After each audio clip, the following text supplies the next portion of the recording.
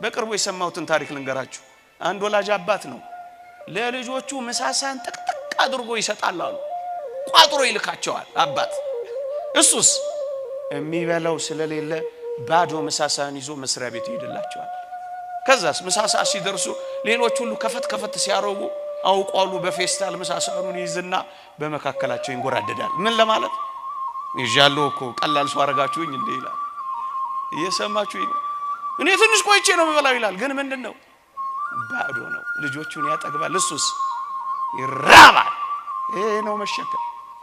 አንዳንድ አሉ ማታ ለሚጠጡበት ለሚያጌጡበት። ወገኖች አታጊጡ አትዋቡ ግን እያልኩ አይደለም፣ እግዚአብሔር በሚያውቀው። ግንስ በመጠን አይሆንም። ለጥፍር የሚወጣ ወጪ እንዴት ይደንቃል! ለሚቀጠል ጸጉር የሚወጣ ወጪ ኢንቨስት የሚደረገው ፋብሪካ ይመስላል አንዳንዶች ጋር። ምን ነው ግፍ አልሆነም?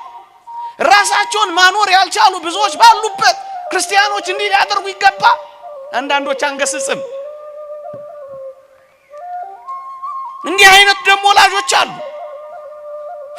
እጃቸውን ሻካራ አድርገው እየተንቀጠቀጡ እየሰሩ ልጆቻቸውን የሚያጠግቡ ታድለው። እነሱ በበረሃ በብዙ ተቃጥለው ወላጆች ልጆቻቸውን ሰማይ ያደረሱ ደሞ የሚመሰገኑ አሉ። አቤት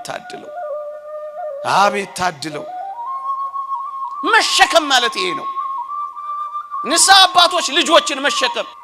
እየሰማችሁኝ ነው? የክርስቶስ አድራሻ ጉንድሾች፣ የክርስቶስ አድራሻ የተራቡ፣ የክርስቶስ አድራሻ የተጠሙ፣ የክርስቶስ አድራሻ በር የሌላቸው መጠለያ ያጡ እናንተ ኦርቶዶክሳውያን አንድ ብቻ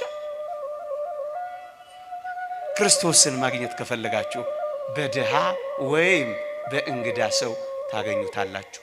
ልድገመው፣ የክርስቶስን አድራሻ ልንገራችሁ።